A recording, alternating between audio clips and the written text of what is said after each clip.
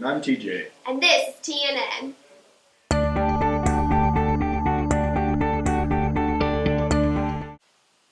Congratulations to the boys basketball team for winning the regional championship. We'll be competing in the Sweet 16, playing Owensboro next Wednesday, the 18th.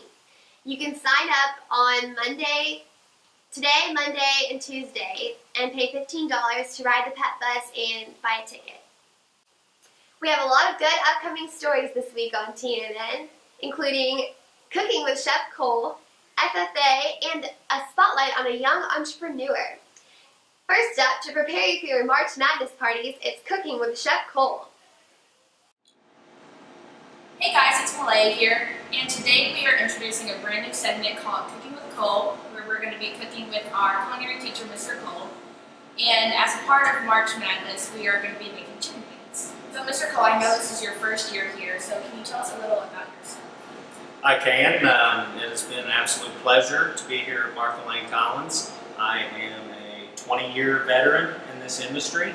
I have spent the majority of my career here in the Louisville area. I've worked at some absolutely wonderful restaurants, and I've been teaching culinary for about the last 5 years. All right, so can you tell us what we're going to do to get started? Absolutely. Every time that we start in the kitchen, the first thing that we do is we wash our hands. Miss Cunningham knows that from being in culinary. And we're also working with raw chicken, so we put on gloves today. And what we need is a dry rub for these wings, which we are going to use a single tablespoon of kosher salt, black pepper, parsley, thyme, and basil. Would you like to measure that out for us, Miss Cunningham? 1 tablespoon of each.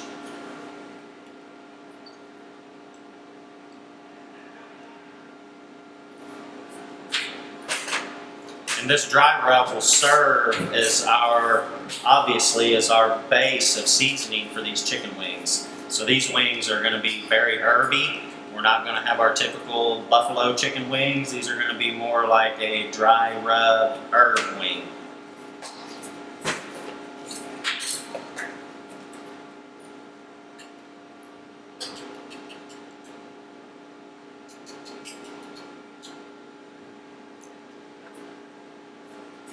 Excellent.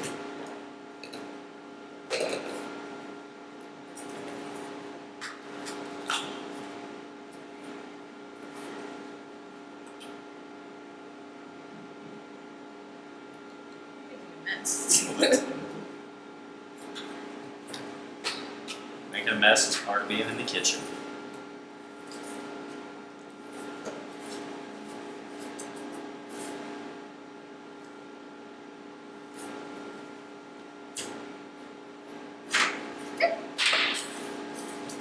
Alright, now that we have all of our seasoning together, can you tell us the next step? Absolutely. You can see that we have our chicken wings on ice here. We want to keep them safe and at a safe temperature so no one gets any type of foodborne illness. And we're going to take these chicken wings, if you'd like to do that, Miss Cunningham, and we are going to coat them with our vegetable oil and our dry seasoning blend that you just made. Alright, so Miss Cunningham is going to place our chicken wings in the mixing bowl. And we are going to put a couple tablespoons of vegetable oil, and then we're going to toss them with the dry seasoning blend that she has just created. Actually, I'm going to let you do that.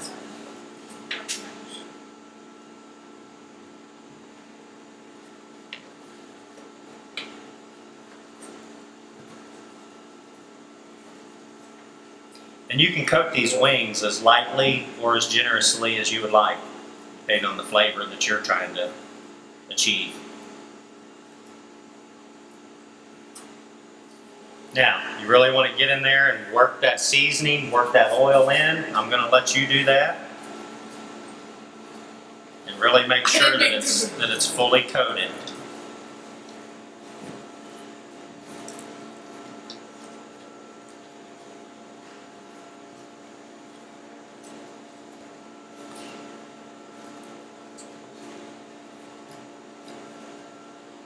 And as you can see, they look absolutely wonderful. All right, so our next step here is Miss Cunningham is going to place these oiled and seasoned wings on this baking sheet. She is then going to, once they are all placed, put them back here in this oven. It is a convection oven, meaning that air is circulating, and the oven temperature is at 400 degrees. We want to let these chicken wings cook for approximately 12 to 15 minutes. Alright crew, our next step is to obviously place these in the oven, and we want to be very careful while we're doing this. Very hot tool.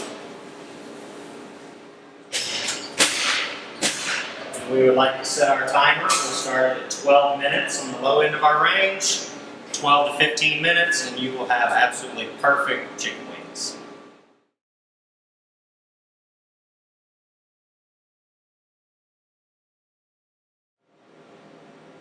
Alright crew, the most important step when you are cooking chicken is that chicken needs to be 165 degrees.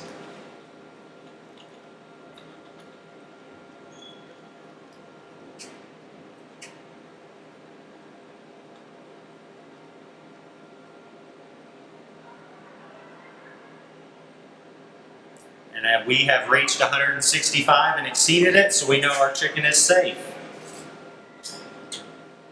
We'll place our chicken wings on a platter or a plate for service.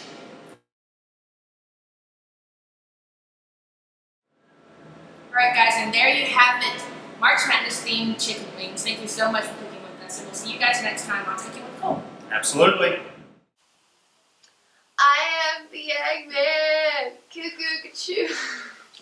You're not the Eggman, but we do have one at our school. Kobe Eads. Now do an interview with him. Hi, today I'm here with Colby Eads, an 8th grader here at Collins who is a young entrepreneur. Colby has started his own egg delivery business and he has a lot of customers among our faculty. So Colby, how long have you had chickens? I've had chickens since 5th grade, which would be about 3 years. And you've taken care of them for all 3 years? And Yes, along with the help of my family. wow, that's really neat. So how did your egg business get started? It started with me and 2 of my siblings, older siblings, and then after a few months I bought them out, and ever since the business has been all mine. Wow, that's really cool that it is like a serious business for you from a young age, and you actually had to buy them out, and you're learning a lot of like business skills from a young age. That's really neat. So explain the whole process of taking care of the chickens, getting the eggs ready for selling. It's not too hard. Every afternoon I have to go out to the coops, refill the waters, and pull eggs and refill the feeders, and that's to the extent of it. Typically we clean the eggs so we get all the excess crap off of them, and then carton them up and put them in the fridge until they're ready to sell.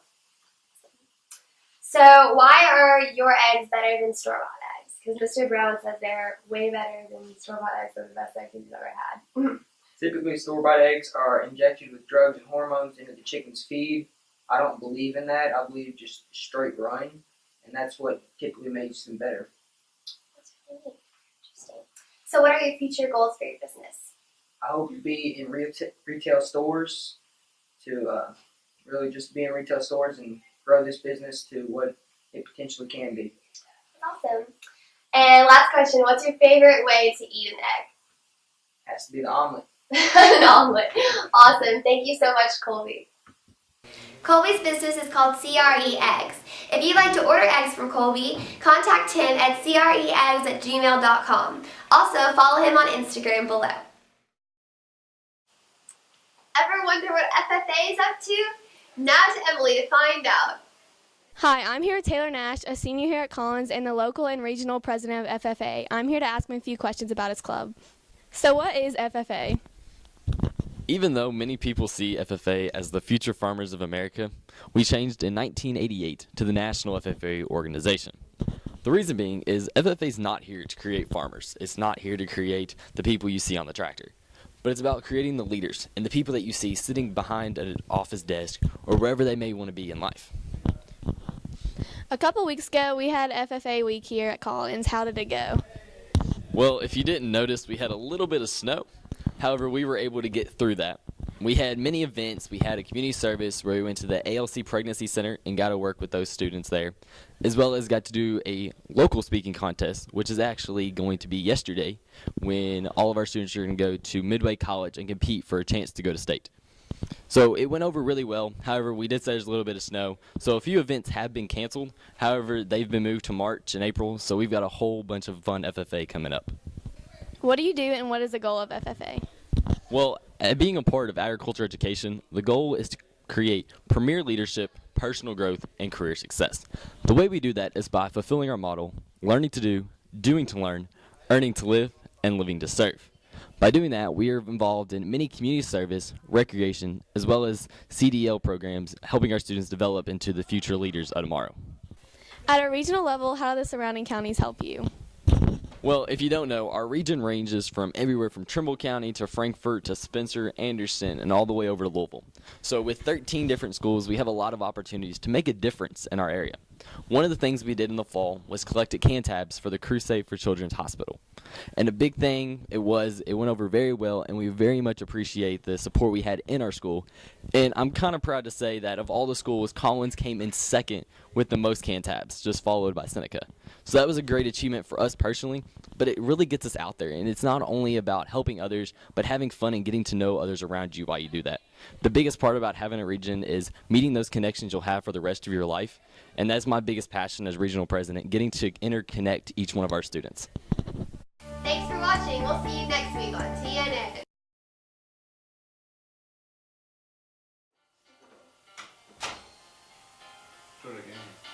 I take my oaths and my curtain calls. You brought me fame and fortune and everything that goes with it, and I thank you all. But it's been all a bed of roses, no pleasure cruise. I consider it a challenge for laurel in the race, and I ain't gonna lose.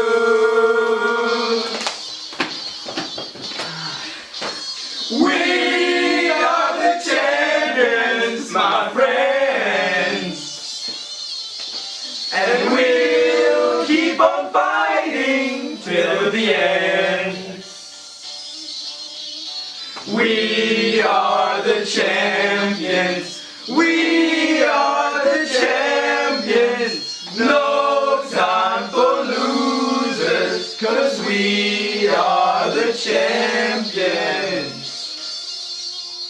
We are the champions, my friends. Woo.